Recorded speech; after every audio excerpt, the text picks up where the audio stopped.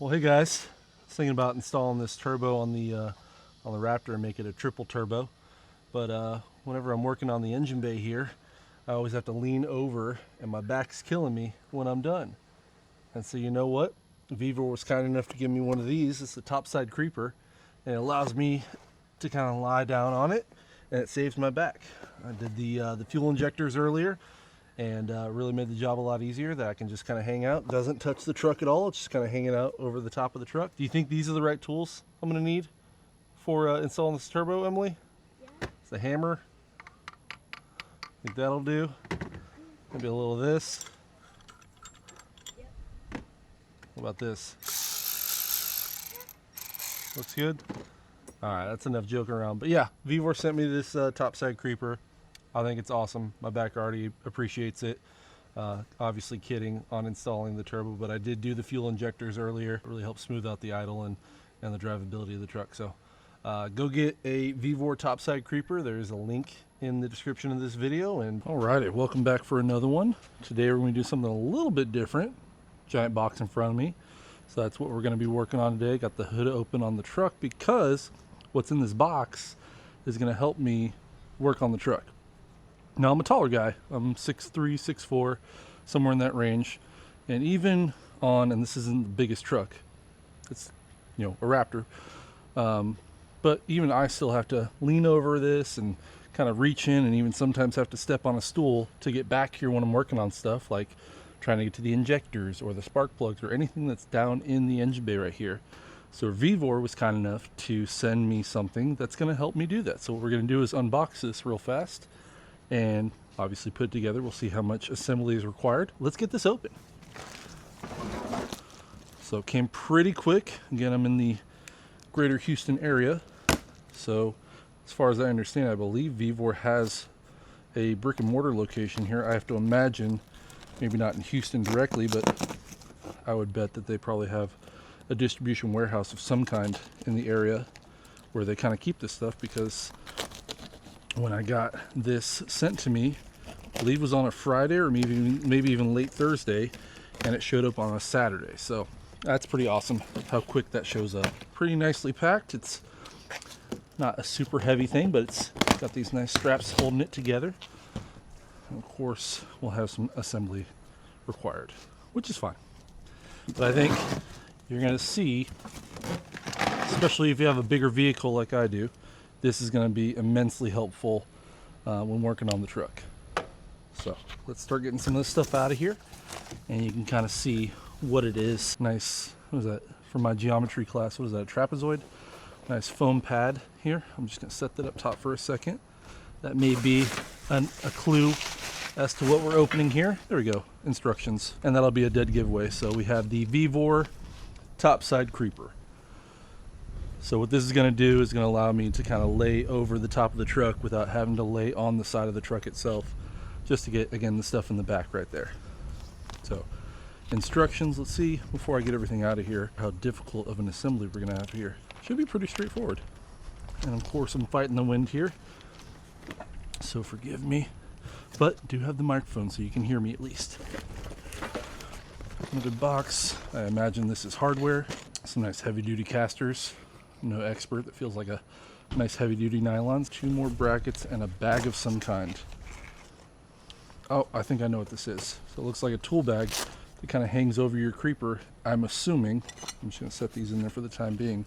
That way you got your tools and you're not laying them all over the front of that. So what I'm going to do right now is I'm going to get everything out of the box right here, and we can get started with the assembly, which is 7 steps. Seems pretty straightforward. Assemble the right and left legs, E and F. One thing I want to point out while we're doing this, they have some nice QR codes on the front of the instructions. So if you want to watch a video of them doing it, doing the install part, or the assembly rather, you can see them do it. So you're going to have 4 of these caster wheels. 2 of them have the locking sides on them. So we'll put the first one on this side with the channel facing up on this. I'm just getting them on there for now.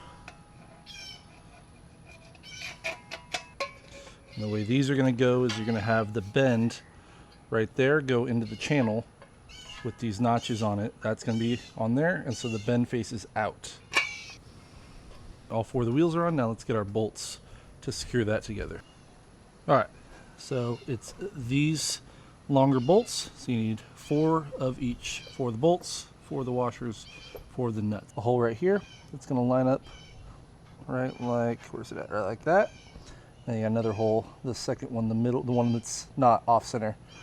This second one down here is going to be the one that you're going to use. So our sizes are 18 for the casters, so we're going to tighten those down. Your bolts, the head of the bolts, which we're going to push the bolts through from the outside in, those are going to be 14s on the outside, and the inside is a 17 on the nut. All right, install the ladder assembly B by inserting the frame bolt N through each side of the base and the same lock nut V. All right, next step is going to be this cross support bar that goes across the middle right there. So you got holes on either side. Set those, they're going to go into those holes right there on the top. So you got 2 bolts, different sizes for these. So you got these 2 bolts, they're going to go down through the top like that, like that, and you have different nuts and washers. So the bolts are going to be a 12 for the top, and then the nuts are going to be a 13. One thing to note here, there are 2 similar looking bars. One's going to have more of the horizontal slats, that's the one under the grass over there. You're going to have this one, this is the one that goes in right here. The way to tell is you're going to have these 2 notches coming off the end, and what those are going to do, you set that for a second, those are going to come to the next part we're going to do, and this is how you adjust it. So you have these adjustment notches, and those are going to mount into those, and that's how you tell. It's the only way it can really go together, because those are going to slide inside of this. I'll show you here in a little bit, but that's the only way it can go together. Next step, and now we have this guy, not holding that on, because it's just holding in place. It's going to go right there like that. 13 on the nut on the inside, and a 12 on the bolt head on the outside. Next we have these brackets, and these are going to go on there like that, and that just keeps the adjustment bar locked in there so it can't come swinging out. Both sides are 10 millimeters. All right, next step, we are up to mounting the seat bracket. This piece has larger holes on one side, it's got smaller holes on the other side. So those are the ones that are going to go down, and we're going to use 4 of these Phillips heads, and that's what we're going to bolt this bracket down to the pad here. The next part I need 2 hands for, so I'm going to set y'all up over there, and then we got this guy is going to go in this way. So you got these 3 holes on the top right here. That's going to be what the seat mounts to. Seat, I keep saying seat, the pad. So this guy slides down in here. Then you have multiple points of adjustment. I am just sliding it in for the moment like that. That's going to go all the way down. Okay, that's going to go like that for a second. And then we have these. So these are retaining bolts that we're going to use to secure this in place. So bring this up, and you're going to have multiple points where you can put these in. So you just kind of pick where you want it. I'm going to bring it down because we're about to put the pad on there, but we're going to go like that, and then this guy secures on like that. Now we can put our pad up on here. So I assume it's going to go something like that, right like that. So that's essentially what it's going to look like. For these last bolts, your bolt head is going to be a 12, and the nut is going to be the 13. There's our finished product. Pads on there. Let me unlock the locking caster down here so I can slide. Looks like it slides pretty well. And you kind of just climb up the ladder, and that's your pad. A little high for where I want it, but I wanted to kind of show off what you're actually going to need. So got an 18 millimeter, 18 inch will be a big socket, 18, 14, 12, and 10 on the sockets, and then you need a 17, 13, and a 10 on the wrenches. A combination of that's what's going to get it done. You just need the wrenches to hold the nut or the bolt, vice versa, when you're cinching down the other side. So they have two styles. This is the H style where the legs go out, and then they have an I style where you have a bar here and it kind of sets that way. I chose the H style, just like a ladder, pretty self-explanatory. You kind of climb up, and you got a nice pad that you get to work on when you're working on your truck, large vehicle, getting in here, whatever you need to do, which is nice. This, I can already tell, is going to be a massive back saver. This is going to save my back anytime I'm in here. So that way I'm not just kind of, again, destroying my back. Pretty self-explanatory.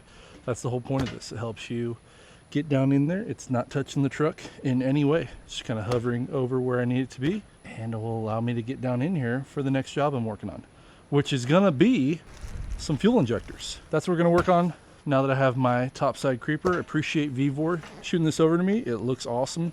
Very sturdy. The gauge on all the metal is pretty strong. I believe the weight capacity on this is 400 pounds, which I just squeak under. Haha. Plenty of room for even the bigger guys. Appreciate y'all watching. I'm going to get to work on the fuel injectors. What should I say right now, Emily? I don't know. You don't know. You're supposed to be a camera person. Direct me. I don't know. Say your name. Topside Creeper, VEVOR. Appreciate y'all watching. Turbo Rob's almost at 5,000 subscribers. Make sure you like, subscribe, and comment. Tell me what you like about my videos. Tell me what you don't like about my videos. Emily, anything else I should say? No, I think that's good. All right, we'll see you on the next one. Thanks.